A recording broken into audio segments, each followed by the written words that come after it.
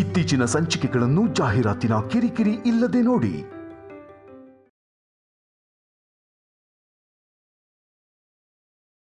ಸೇಟುಗೆ amount pay ಮಾಡಿದೆ, ಕಟ್ಟಿದ್ದೀನಿ ಅಂತ ಹೇಳಿದೆ. ಆದರೂ ಕಟ್ಟಿಲ್ಲ. ನೀನು ಕಟ್ಟಿಲ್ಲ ಅಂತ ಹೇಳಿದಿದ್ರೆ ನಾನೇ ಸೇಟುಗೆ ಅಮೌಂಟ್ ಕೊಡ್ತಿದ್ದೆ ಅಲ್ವಾ?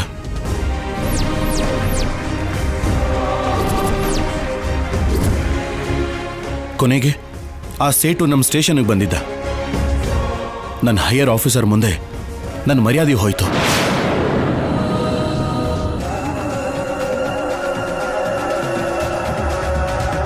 ಏನ್ ಶೌರ್ಯ, ನೀನು ಸಿನ್ಸಿಯರ್ ಆಫೀಸರ್ ಅನ್ಕೊಂಡಿದ್ದೆ, ಆದರೆ ನೀನಿಂಥ ಕೆಲಸ ಮಾಡ್ತೀಯ ಅಂತ ಅನ್ಕೊಂಡಿರ್ಲಿಲ್ಲ ಅಂತ ಹೇಳಿದಾಗ ನನ್ನ ತಲೆ ತೆಗೆದ ಹಾಗಾಯ್ತು.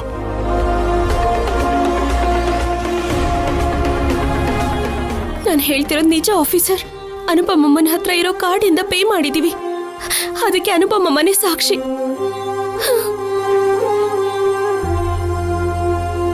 ಹೌದು ಶೌರ್ಯ, ಎಲ್ಲೋ ಏನೋ ತಪ್ಪಾಗಿರ್ಬೇಕು.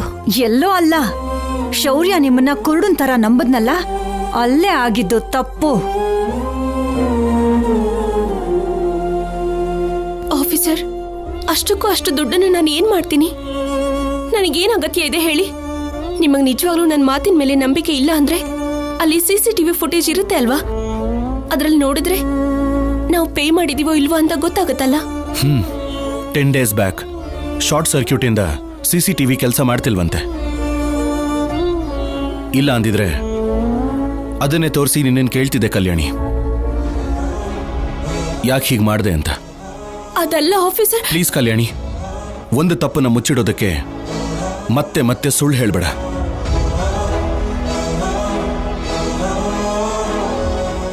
ನಿನಗೆ ನಾನು ಹೇಳೋದು ಒಂದೇನೆ, ನಡೆದಿರೋ ತಪ್ಪುಗಳು ಹೇಗೋ ನಡೆದು ಹೋಗಿದೆ. ಇನ್ನು ಮುಂದೆ ಆದರೂ ಹೀಗೆಲ್ಲ ಮಾಡೋದನ್ನ ಬಿಟ್ಬಿಡು. ಅಂದ್ರೆ ನಾನು ತಪ್ಪು ಮಾಡಿದ್ದೀನಿ ಅಂತ ನಂಬ್ತಿದ್ದೀರಾ ಆಫೀಸರ್?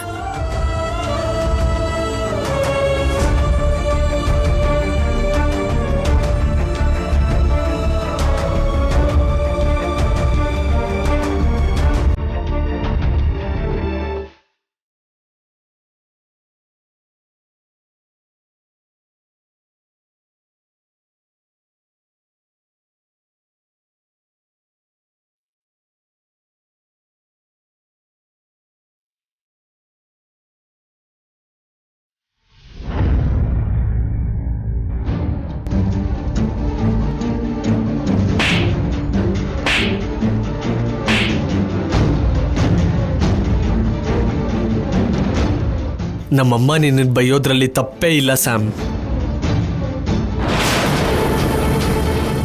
ಸ್ಯಾಮ್,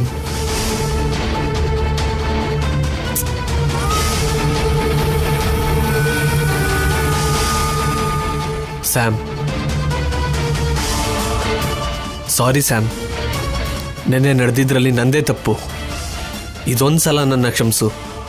ಲೈಫಲ್ಲಿ ಇನ್ಯಾವತ್ತೂ ಇನ್ನೇನೂ ಮರೆಯೋದಿಲ್ಲ. ನಮ್ಮ ಅಮ್ಮನ ಕಡೆಯಿಂದನೂ ನಾನೇ ಸಾರಿ ಕೇಳ್ತೀನಿ. ಏನೋ ಅವಳ ಕೈ ಹಿಡ್ಕೊಂಡು ಬೇಡ್ಕೋತಾ ಇದೀಯಾ?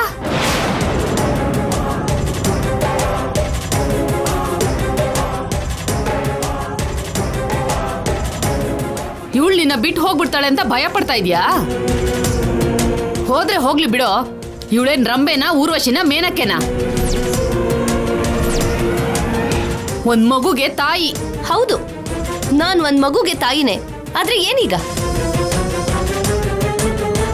ಮದ್ವೆ ಆದ್ಮೇಲೆ ಮಕ್ಕಳನ್ನ ಹೆರೋದು ದೇವ್ರು ಹೆಣ್ಣು ಕೊಟ್ಟಿರೋ ವರ.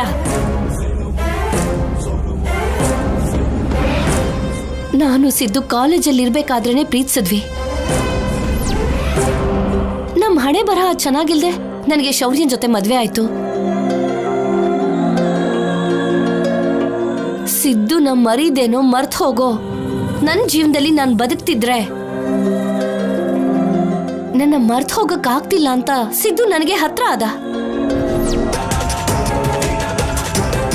ಆಗ್ಲೂ ನಾನು ಹೇಳ್ದೆ ಸಿದ್ದು ನಾನು ಪ್ರೆಗ್ನೆಂಟ್ ಆಗಿದ್ದೀನಿ ಅಂತ.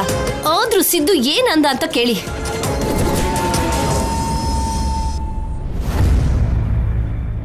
ನಾನ್ ನಿನ್ನೆಷ್ಟು ಪ್ರೀತಿಸ್ತಿದ್ದೀನೋ ನಿನ್ ಹೊಟ್ಟೆಲಿರೋ ಮಗುನ್ ಕೂಡ ಅಷ್ಟೇ ಪ್ರೀತಿಸ್ತೀನಿ ಅಂದ.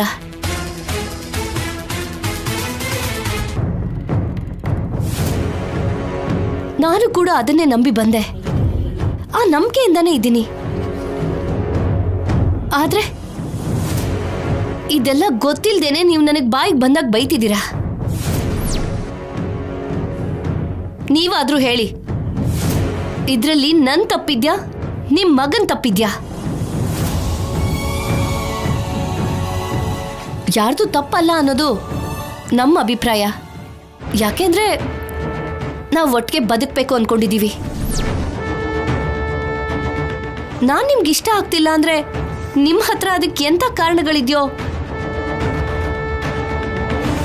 ನಾನ್ ನನ್ನ ಮಗನ್ ಬಿಟ್ಟು ಬರೋದಕ್ಕೆ ನನ್ನ ಹತ್ರನೂ ಕಾರಣ ಇದೆ. ನಾನು ಅವನು ಹೆತ್ತ ತಾಯಿ, 9 ತಿಂಗಳು ಹೊತ್ತು ಹೆತ್ತಿದ್ದೀನಿ. ಅವನ ಮೇಲೆ ನನಗೆ ಪ್ರೀತಿ ಇಲ್ಲದೆ ಹೇಗಿರುತ್ತೆ ಹೇಳಿ? ಅವನ್ನ ನೋಡೋದಕ್ಕೆ ಎಷ್ಟು ಸಲ ಬೇಕಾದ್ರೂ ಹೋಗ್ತೀನಿ. ನನ್ನ ತಡಿಬೇಕು ಅಂತ ನೋಡಿದ್ರೆ ಅದು ಸಾಧ್ಯ ಇಲ್ಲ. ನಾನು ಸಿದ್ದುಗೋಸ್ಕರ ನನ್ನ ಪ್ರಾಣನೇ ಬಿಟ್ಟು ಬಂದೆ. ಆದ್ರೆ ನೀವಿಲ್ಲಿ ನನ್ನ ಮನುಷ್ಯಳ ಹಾಗೂ ನೋಡ್ತಿಲ್ಲ. ನೀವು ಬೈತಿದ್ರೆ ಸಿದ್ದು ನೋಡ್ತಾ ಸುಮ್ಮನಿರ್ತಾನೆ. ಅಂದ್ರೆ ಏನ್ ನೀನ್ ಹೇಳೋದು? ನನ್ ಮಗ ನನ್ ವಿರುದ್ಧ ತಿರುಗಿ ಬೀಳ್ಬೇಕು ಅಂತನಾ? ನೀವು ಹಾಗೆ ಅರ್ಥ ಮಾಡ್ಕೊಂಡ್ರೆ ನಾನೇನು ಮಾಡಕ್ಕಾಗಲ್ಲ. ನಂಬಿ ತನ್ನ ಜೊತೆಗೆ ಬಂದಿರೋ ಹುಡುಗಿಗೆ ಜೊತೆಯಾಗಿ ನಿಲ್ಲೋದು ಪ್ರೀತಿಸಿದವನ್ ಕರ್ತವ್ಯ ಅಂತ ಹೇಳ್ತಿದ್ದೀನಿ. ನೋಡ್ದೇನೋ ಅವಳಿಗೆ ಎಷ್ಟು ಪೊಗರು. ತಪ್ಪೆಲ್ಲ ನಿಂದು ನಂದು ಅಂತ ಹೇಳ್ಬಿಟ್ಟು ಹೋಗ್ತಿದ್ದಾಳೆ.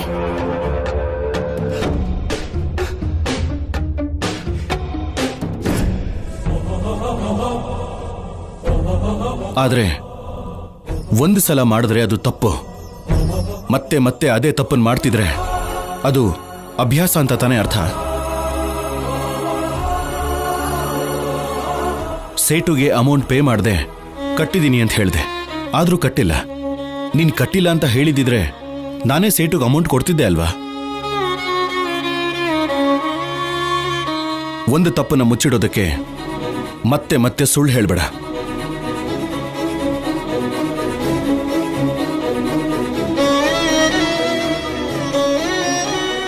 ಇಷ್ಟು ದಿನ ಅನುಪಮ ಅಮ್ಮ ಕಲ್ಯಾಣಿ ಆನಂದ ನೋಡಿ ನೋಡಿ ನನ್ನ ಹೃದಯ ಬಾಡ್ ಹೋಗಿತ್ತು. ಈ ಮನೇಲಿ 1 ತಿಂಗಳಿಂದ ಯಾವುದೇ ಸುನಾಮಿ ಬರ್ತಿಲ್ಲ, ಜೊತೆಗೆ ಪ್ರಸ್ತ ಕೂಡ ನಿಂತೋಯ್ತು ಅಂತ ಬೇಜಾರು ಮಾಡ್ಕೊಂಡಿದ್ರೆ ನನ್ನ ಬೇಡಿಕೆ, ದಮಯಂತಿ ಅತ್ತಿಗೆ ಬೇಡಿಕೆ ಆ ದೇವರು ಇಷ್ಟು ದಿನ ಆದ್ಮೇಲೆ ಕೇಳಿಸ್ಕೊಂಡ ಅನ್ಸುತ್ತೆ. ನೋವಲ್ಲಿರೋರ್ಗೆ ನೋವನ್ನ ನೆನಪು ಮಾಡಿದ್ರೆ ಇನ್ನೂ ನೋವು ಪಡ್ತಾರೆ ಅಲ್ವಾ? ಕಲ್ಯಾಣಿನ ಮಾತಾಡ್ಸಿ ನೋಡ್ತೀನಿ. ಕಲ್ಯಾಣಿ, ನೀನ್ ಹೀಗೆ ನೋಡ್ತಿದ್ರೆ ನನ್ನ ಕಣ್ಣಿಂದ ಕಣ್ಣೀರು ನಿಲ್ತಿಲ್ಲ ಅನ್ಕೋ. ನನ್ನ ಪ್ರಾಣ ಅಂತ ಪ್ರೀತಿಸೋರು ನಮ್ಮನ್ನ ಅಪಾರ್ಥ ಮಾಡ್ಕೊಂಡ್ರೆ ಅದೆಷ್ಟು ನೋವಾಗುತ್ತೋ ನನಗೆ ಗೊತ್ತು.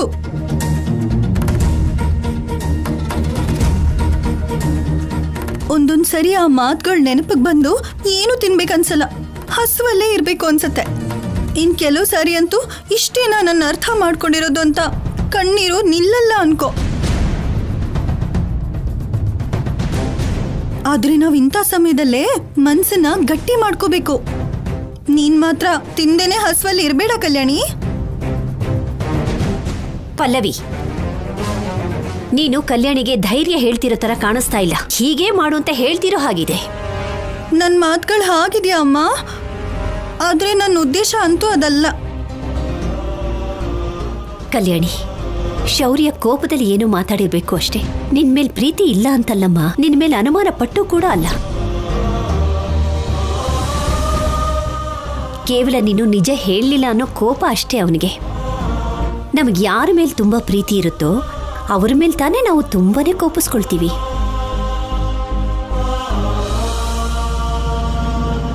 ಆದ್ರೆ ಅಮ್ಮ, ನಾನು ಯಾವ ತಪ್ಪು ಮಾಡಿಲ್ಲ ಅಲ್ವಾ? ಆ ದಿನ ನಾವು ದುಡ್ಡು ಕೊಟ್ಟೆ ಬಂದಿದ್ವಲ್ಲ, ಅಷ್ಟಕ್ಕೂ ನಾನು ಯಾವಾಗ ಸೀರೆ ಕೊಂಡ್ಕೊಂಡೆ? ನನ್ನ ಹಿಂದೆ ಏನೋ ನಡೀತಿದೆ ಅಂತ ನನಗೆ ಅನುಮಾನ ಬರ್ತಿದೆ ಅಮ್ಮ. ಯಾರೋ ಬೇಕಂತಾನೆ ಇದೆಲ್ಲ ಮಾಡ್ತಿದ್ದಾರೆ.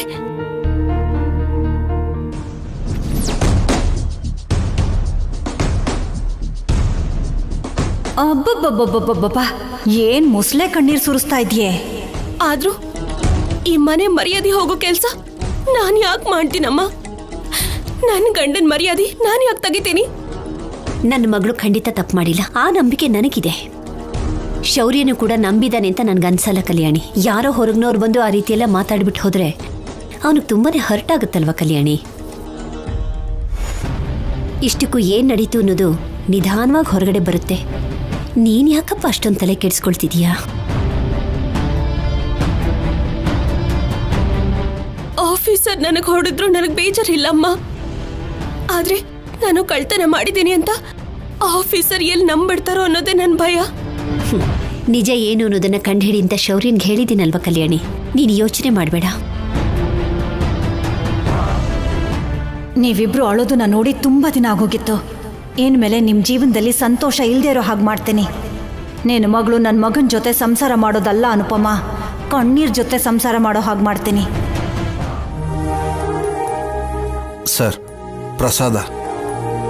ಏನ್ ಸ್ಪೆಷಲ್ ಮೂರ್ತಿ ಅವರೇ? ಏನಿಲ್ಲ ಸರ್, ನನ್ನ ಹೆಂಡತಿ ನಾನು ಕ್ಷೇಮವಾಗಿರ್ಬೇಕು ಅಂತ ಯಾವುದೋ ಒಂದು ವ್ರತನ ಮಾಡ್ತಾನೆ ಇರ್ತಾಳೆ ಸರ್. ಓಕೆ.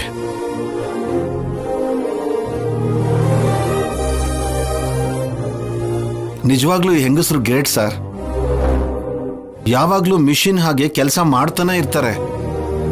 ಮತ್ತೆ ಅವ್ರ ಬಗ್ಗೆ ಯೋಚನೆ ಮಾಡದೆ ಮನೆ ಬಗ್ಗೆ ಮಕ್ಕಳು ಬಗ್ಗೆ ಯೋಚನೆ ಮಾಡ್ತಾನೆ ಇರ್ತಾರೆ. ಕಲ್ಯಾಣಿ, ಮಗು ಅವಾಗಿಂದ ಅಳ್ತಾನೆ ಇದ್ದಾನೆ, ಹೋಗಿ ಮಲಗಿಸು. ಕಂದ ಬಾ. ಸಾರಿ ಕಂದ, ಲೇಟ್ ಆಯ್ತು. ನಿಜವಾಗ್ಲೂ ನನ್ನ ಹೆಂಡತಿ ನನಗೆ ಸಿಗೋದಕ್ಕೆ ನಾನು ಅದೃಷ್ಟ ಮಾಡಿದ್ದೆ ಸರ್. ನನ್ನ ಜೊತೆ ಮದುವೆ ಆಗೋಕ್ಕೂ ಮುಂಚೆ ಅವಳು ತುಂಬಾ ಸ್ಟ್ರಾಂಗ್ ಹುಡುಗಿ ಅಂತೆ ಸರ್. ಯಾರಾದ್ರೂ ಒಂದು ಮಾತಂದ್ರು ಸುಮ್ಮನೆ ಇರ್ತಿರ್ಲಿಲ್ವಂತೆ ಸರ್. ಇವರನ್ನ ಆಟ ಆಡ್ಸೋದಕ್ಕೆ ಇವರೇ ನನ್ನ ಗಂಡನ? ನಾನು ತಪ್ಪು ಮಾಡ್ದೇನೆ ನನಗೆ ಒಂದು ಮಾತಂದ್ರೂ ಸುಮ್ಮನಿರಲ್ಲ. ನಾನು ತಪ್ಪು ಮಾಡಿದ್ರೆ ಯಾವ ಶಿಕ್ಷೆ ಬೇಕಾದ್ರೂ ತಗೋತೀನಿ. ಆದ್ರೆ ಇವಾಗ ಅವಳಿಗೆ ನಾನು ಅಂದ್ರೆ ಪ್ರಾಣ. ನನ್ನ ಮಾತೆ ಅವಳಿಗೆ ಶಾಸನ. ನನ್ನ ಹೆಂಡತಿ ಅಷ್ಟೇ ಅಲ್ಲ, ಎಲ್ಲ ಹೆಣ್ಮಕ್ಳು ಹಾಗೆ. ಹೆಣ್ಮಕ್ಳು ಅಂದ್ರೆ ತ್ಯಾಗ ಅಂತ ಅರ್ಥ.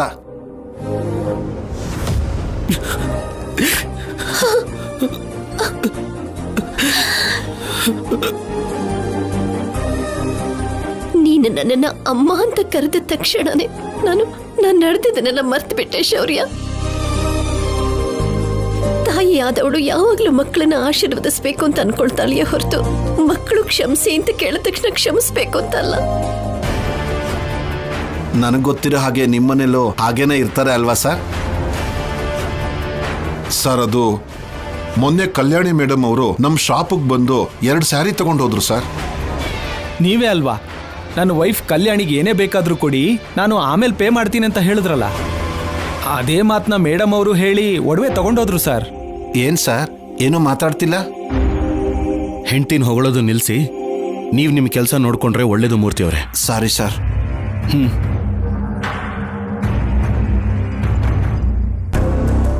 ಕಲ್ಯಾಣಿನ ಅನಾವಶ್ಯಕವಾಗಿ ಬೈದ್ಬಿಟ್ನ.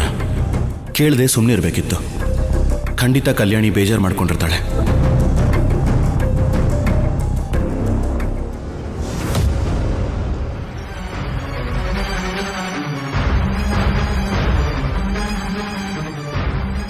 ಆದರೆ ಒಂದು ಸಲ ಮಾಡಿದ್ರೆ ಅದು ತಪ್ಪು.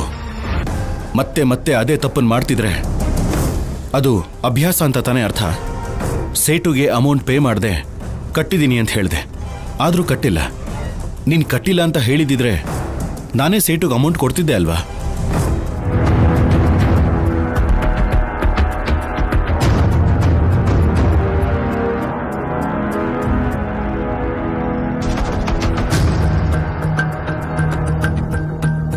ಕಲ್ಯಾಣಿ, ನೀನೇನು ತಪ್ಪು ಮಾಡಿಲ್ವಲ್ಲ, ಹಾಗಿದ್ದಾಗ ಯಾಕೆ ಇಷ್ಟು ನೋವು ಪಡ್ತಾ ಇದೀಯ ನೀನು? ಬೇಜಾರು ಮಾಡ್ಕೊಳ್ದೆ ಹೇಗಿರ್ಲಿ ಅಮ್ಮ. ನನ್ನ ದ್ವೇಷಿಸೋ ಅತ್ತೆ ನನ್ನ ಅಪಾರ್ಥ ಮಾಡ್ಕೊಂಡಿದ್ದಾರೆ ಅಂದ್ರೆ ನನಗೆ ಬೇಜಾರಾಗ್ತಾ ಇರ್ಲಿಲ್ಲ. ಆದ್ರೆ ಆಫೀಸರ್ ನಾನು ತಪ್ಪು ಮಾಡಿದ್ದೀನಿ ಅಂತ ನಂಬ್ತಾ ಇದ್ದಾರೆ. ಆ ನೋವನ್ನೇ ನನ್ನ ಕೈಲಿ ಸಹಿಸ್ಕೊಳಕ್ ಆಗ್ತಾ ಇಲ್ಲ. ಹಾಗಂತ ಬೆಳಗ್ಗಿಂದ ಹೊಟ್ಟೆಗೆ ಏನು ತಗೊಳ್ದೆ ಈ ರೀತಿ ಅಳ್ತಾ ಕೂತಿದ್ರೆ ಹೇಗಮ್ಮ? ನೀನ್ ಹೀಗ್ ಮಾಡಿದ್ರೆ ನೀನ್ ತಪ್ಪು ಮಾಡಿಲ್ಲ ಅಂತ ಏನಾದ್ರೂ ಪ್ರೂವ್ ಆಗುತ್ತಾ? ಇಲ್ಲ ಅಲ್ವಾ? ನೋಡು, ಮೊದ್ಲು ಹೊಟ್ಟೆಗೆ ಏನಾದ್ರೂ ತಗೊಳ್ಳೋದನ್ನ ಕಲ್ತ್ಕೋ.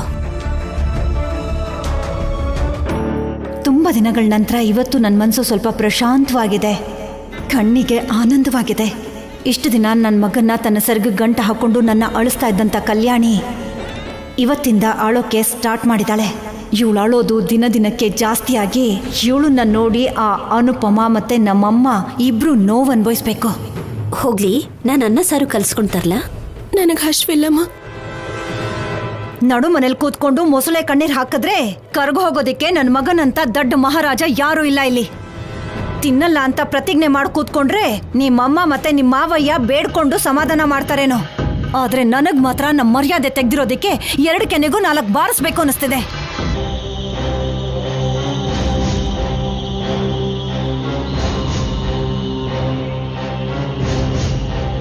ಪಾಪ ನನ್ ಮಗ ತಾಳಿ ಕಟ್ಟಿರೋ ಪಾಪಕ್ಕೆ ಹೋಗ್ಲಿ ಬಿಡು ಅಂತ ಇತ್ತೀಚೆಗೆ ಅವನ ವರ್ತನೆ ಬದಲಾಯಿಸ್ಕೊಂಡಿದ್ದ, ಪ್ರೀತಿಯಿಂದ ನೋಡ್ಕೋತಿದ್ದ. ಜೊತೆಗೆ ನಾನ್ ನಿನಗೇನಾದ್ರೂ ಬೈದ್ರೆ ನನ್ ಬಾಯ ಮುಚ್ಚಿಸ್ತಿದ್ದ. ಅಂಥವನಿಗೆ ಮೋಸ ಮಾಡಬೇಕು, ಅವನ್ ಮರ್ಯಾದೆ ತೆಗಿಬೇಕು ಅಂತ ಹೇಗೆ ಅನ್ನಿಸ್ತು ನಿನ್ಗೆ? ಸಾಕ್ ನಿಲ್ಸು ದಮಯಂತಿ.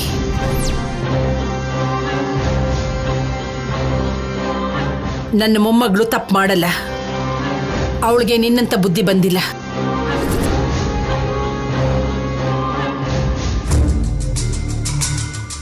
ಒಬ್ಬರನ್ನ ಪ್ರೀತಿಸೋ ಮನ್ಸು, ಕಾಪಾಡೋ ವ್ಯಕ್ತಿತ್ವ ಬಂದಿದೆಯಾ ಹೊರತು ಕಳ್ಳತನ, ಪಕ್ಕದವರು ಚೆನ್ನಾಗಿದ್ರೆ ಸಹಿಸ್ಕೊಳಕ್ಕಾಗದೆ ಇರೋದು ಅಂಥದ್ದೇನು ಬಂದಿಲ್ಲ ನನ್ನ ಮೊಮ್ಮಗಳಿಗೆ.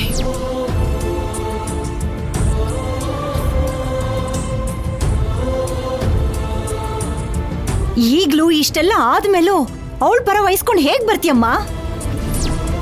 ಶೌರ್ಯನ ಹೆಸರು ಹೇಳ್ಕೊಂಡು ಒಡವೆ ಸೀರೆನ ತರೋರ್ಗೆ ಏನ್ ಅನ್ಬೇಕು? ಶೌರ್ಯ ದುಡ್ಡು ಕೊಟ್ಟಿದ್ರು ಸಹ ಕೊಡದೆ ಕೊಟ್ಟಿದೀವಿ ಅಂತ ಹೇಳ್ತಾ ಇರೋ ನಿನ್ ದತ್ತು ಪುತ್ರಿ, ಅವಳು ದತ್ತು ಪುತ್ರಿ ಸುಳ್ಳು ಹೇಳ್ತಿದಾರಲ್ಲ, ಅದನ್ನ ಏನಂತಾರೆ?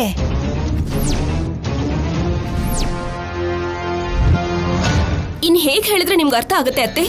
ನಿಜವಾಗ್ಲೂ ನಾನು ಅದನ್ನ ಮಾಡಿಲ್ಲ. ಮಾಡ್ದೆ ನಿನ್ನ ಮೇಲೆ ಸುಳ್ಳು ಹೇಳೋದಕ್ಕೆ ಆ ಸೇಟುಗೇನಾದ್ರೂ ತಲೆ ಕೆಟ್ಟಿದ್ಯಾ? ಇಲ್ಲ ಅಂದ್ರೆ ನಿನ್ ಮೇಲೆ ಏನಾದ್ರೂ ಹಳಿ ದ್ವೇಷ ಇದ್ಯಾ? ಇಲ್ವಲ್ಲ. ನಿನ್ನ ಮಾಯೆ ಮಾತುಗಳನ್ನ ಶೌರ್ಯ ಇಷ್ಟು ದಿನ ನಂಬ್ಕೊಂಡೇ ಬಂದ, ಇನ್ಮೇಲೆ ನಂಬಲ್ಲ. ನೋಡಿದ್ಯಲ್ಲ ನಿನ್ ಮೇಲೆ ಎಷ್ಟು ಕೋಪ ಮಾಡ್ಕೊಂಡಿದ್ದ ಅಂತ. ಇದು ಜಸ್ಟ್ ಸ್ಯಾಂಪಲ್ ಮಾತ್ರನೇ. ಮುಂದೆ ಇದೆ ನಿನಗೆ ಮಾರಿ ಹಬ್ಬ. ನೀನ್ ಅವ್ನ್ ಸಹಾನುಭೂತಿ ಪಡ್ಕೋಬೇಕು ಅಂತ ತಿಂದೆ ಕೂತ್ಕೊಂಡ್ರೆ ನಿನಗೆ ನಷ್ಟ. ಯಾಕಂದ್ರೆ ನಿನ್ನ ನೋಡಿ ಅವನೇನು ಕರ್ಗ ಹೋಗಲ್ಲ. ನೀನು ತಪ್ಪು ಮಾಡಿದ್ಯಾ ಅಂತ ಪ್ರೂವ್ ಆದ ಮರುಕ್ಷಣನೇ ಅವನ ಕೈಯಲ್ಲಿದೆ ನಿನಗೆ. ಹೋದ್ಸಲ ನಿನ್ನ ಐಸ್ ಗೆಡ್ಡೆ ಮೇಲೆ ನಿಲ್ಸಿದ್ದ, ಆದ್ರೆ ಈ ಸಲ ಬೆಂಕಿ ಮೇಲೆ ನಿಲ್ಲಿಸ್ತಾನೆ.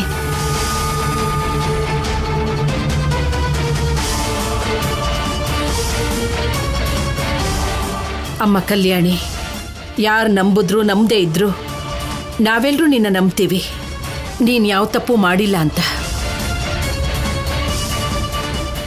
ಶೌರ್ಯನ್ಗೆ ನಿಜ ಗೊತ್ತಾದ್ರೆ ಖಂಡಿತ ಮತ್ತೆ ನಿನ್ನ ಪ್ರೀತಿಯಿಂದ ನೋಡ್ಕೋತಾನಮ್ಮ. ನಿಜ ಸದ್ಯದಲ್ಲೇ ಗೊತ್ತಾಗತ್ತೆ. ಈ ದಮಯಂತಿ ಮಾತಿಗೆ ಬೇಜಾರು ಮಾಡ್ಕೋಬೇಡ. ಬಾ, ಊಟ ಮಾಡುವಿ ಅಂತೆ ಬಾ. ಇಲ್ಲ ಅಜ್ಜಿ, ಆಫೀಸರ್ಗೆ ನನ್ನ ಮೇಲೆ ಕೋಪ ಹೋಗೋವರೆಗೂ ನಾನು ಏನೂ ತಿನ್ನೋದಿಲ್ಲ. ನಾನು ಹೀಗೆ ಇರ್ತೀನಿ.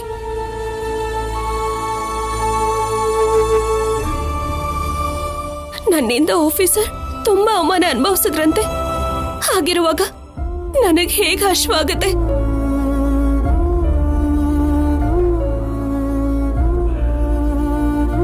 ಕಲ್ಯಾಣಿ ನಿಲ್ಲಮ್ಮ, ಸ್ವಲ್ಪನಾದ್ರೂ ತಿನ್ನು. ನಿಂತ್ಕೋ ಅನುಪಮ.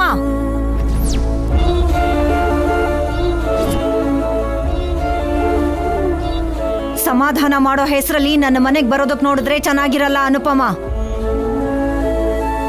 ಇಲ್ಲ ಆಗಲ್ಲ ಅಂತ ದಾಟದ್ಯೋ 3 ಅಡಿ ಇರೋ ಗೋಡೆನ 30 ಅಡಿ ಮಾಡಿಬಿಡ್ತೀನಿ. ಆಗ ಕೊನೆ ಪಕ್ಷ ದೂರದಿಂದ ಕೂಡ ನೋಡೋದಕ್ಕಾಗಲ್ಲ.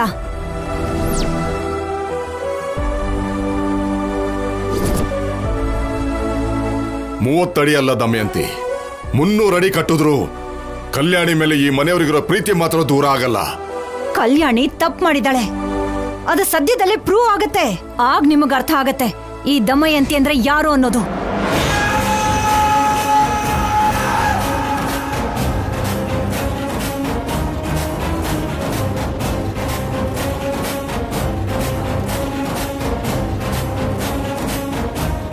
ಬೇಜಾರು ಮಾಡ್ಕೋಬೇಡ ಅನುಪಮ.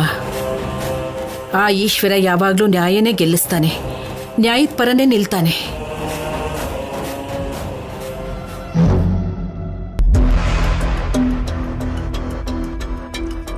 ಈ ಕಲ್ಯಾಣಿನ ನನ್ನ ಮಗನ ಜೀವನದಿಂದ ದೂರ ಮಾಡೋದಕ್ಕೆ, ಜೊತೆಗೆ ನನ್ನ ಮಗನ ಕೈಯಲ್ಲೇ ಕಲ್ಯಾಣಿನ ಈ ಮನೆಯಿಂದ ಹೊರಗೆ ಹಾಕ್ಸೋದಕ್ಕೆ ಬಂಗಾರದಂಥ ಅವಕಾಶನ ಕೈ ತಪ್ಪು ಹೋಗೋಕೆ ಬಿಡಬಾರ್ದು.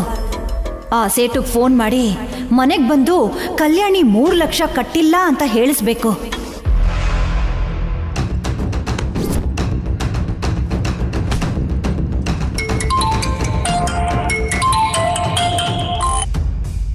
ಹಲೋ ಸೇಟು ಅವರೇ, ನನ್ನ ಹೆಸರು ದಮಯಂತಿ.